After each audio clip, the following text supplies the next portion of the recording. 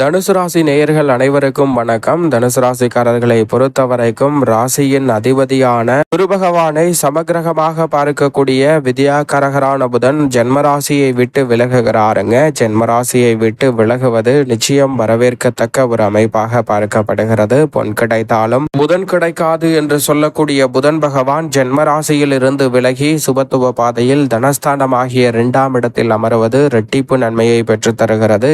7 மற்றும் 10 இடத்தின் அதிபதியாக பார்க்கப்படுகிறாருங்க வித்யாகரகரான புதன். அவர் மிக வலுவாக இந்த வேளையில் ராசியில் சஞ்சரிப்பதை விட ராசியை விட்டு விலகி தனஸ்தானத்தில் நுழைவதால் பல இனிமையான தன ரீதியான வாய்ப்புகளும் சந்தர்ப்பங்களும் கிடைக்கிறது. கொடுக்கல் வாங்கலில் இருக்கக்கூடிய சிக்கல்கள் விலகும், பணப்புழக்கம் அதிகரிக்கும். இந்த தருணத்தில் பண தேவைகள் எளிதில் பூர்த்தியாகும். உங்களுடைய வாழ்வில் துன்பம், துயரம், துக்கம் என பல நிகழ்வுகள் தொடர்ந்து பல பிரச்சனைகளை ஏற்படுத்தினாலும் அவை அனைத்திலும் இருந்து இதுவரை இல்லாத அளவிற்கு சிறப்பான மாற்றத்தை ஜென்மராசியை விட்டு விலகக்கூடிய புதன் ஏற்படுத்துகிறார். அவரை தொடர்ந்து செவ்வாய் உச்சபலம் பெறுகிறார். அதை தொடர்ந்து சுக்கிரனும் நுழைகிறார், சூரியனும் நுழைகிறார். பிறந்தால் வெளிபிறக்க போகிறது என்று சொல்லக்கூடிய வகையில் சிறப்பான நல்ல வாய்ப்புகளும் சந்தர்ப்பங்களும் நிறைவாக உங்களை தேடி வரும். அதோடு மட்டுமல்லாது இந்த வேளையில் பல காரிய தடைகள் விலகி பொருளாதார ரீதியான மாற்றமும் முன்னேற்றமும் நிறைவாக கிடைக்கும். எதிர்பாராத பல நல்ல திருப்பங்கள் உங்களுடைய வாழ்வில் நன்மையை பெற்றுத்தரக்கூடிய வகையில் அமைய போகிறது. அதோடு மட்டுமல்லாது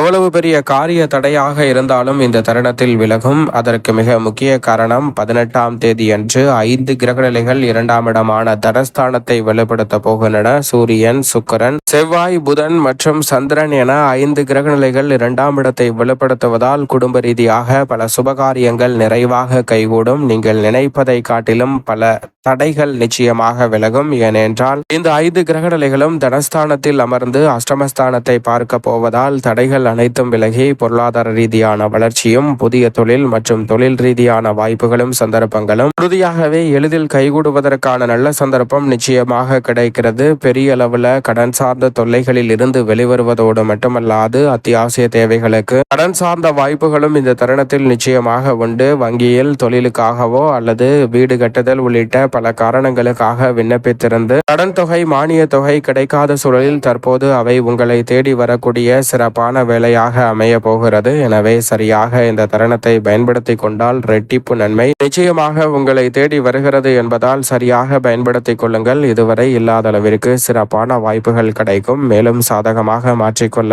உறுதியாகவே தனுசு ராசிக்காரர்கள் பொன் கிடைத்தாலும் புதன் கிடைக்காது என்று சொல்லக்கூடிய புதன்கிழமை விரதமிருந்து அருகாமையில் உள்ள ஆலயம் சென்று தீபம் ஏற்றி வழிபாடு செய்யுங்கள். மிக சிறப்பான வளர்ச்சியும் முன்னேற்றமும் அபரிவிதமாக உங்களுடைய வாழ்வில் அமைவதற்கான நல்ல வாய்ப்பும் சந்தர்ப்பமும் நிச்சயம் நிறைவாக கைகூடுகிறது என்பதில் சந்தேகமே இல்லை.